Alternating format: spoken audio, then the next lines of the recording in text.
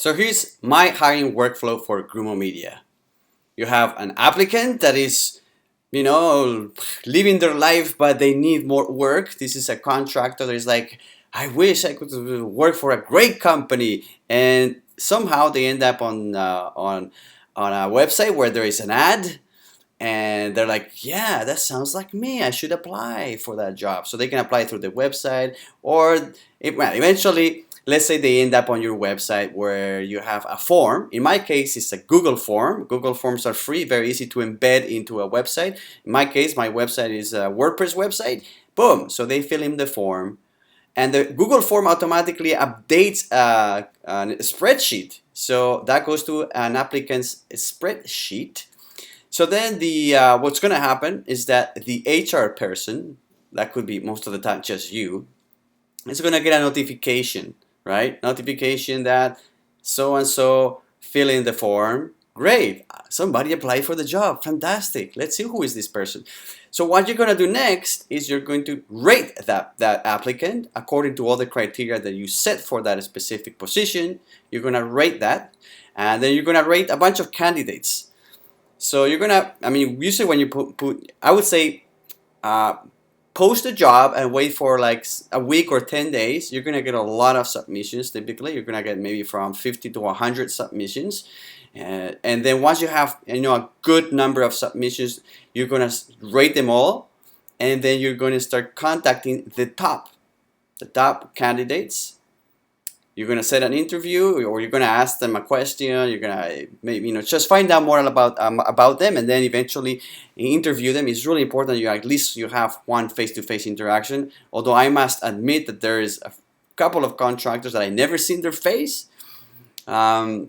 Eventually, like for the first jobs, I never saw their face, and eventually I thought, I really have to see everybody's face. This is the weird thing about remote working, is that it's not unusual to work with somebody for even several months and build a relationship only based on email. But if you really want these people, you want to build loyalty, etc. It's going to happen more likely if they get to know you, they see your personality, you see them face to face, not physically face to face. In many cases, that's not even practical if they live in different continents, which happens to me a lot. But at least a Skype video to video conversation, that just to build more rapport, and then have into account that a lot of these contractors work with all kinds of people. So it's up to you, and it doesn't take that much effort to build a little bit of a more emotional connection. So when things are tough, or there's a lot of feedback or revisions, they're more likely to be lenient and try to help you out if they know you more than anybody. If you're just a faceless contractors, you're just a faceless boss. That's the main difference. So that is my workflow. Now what I'm going to do is I'm going to show you how I rate the candidates. I think this is going to be quite interesting, because this is a problem that everybody in the world hires people has to go through.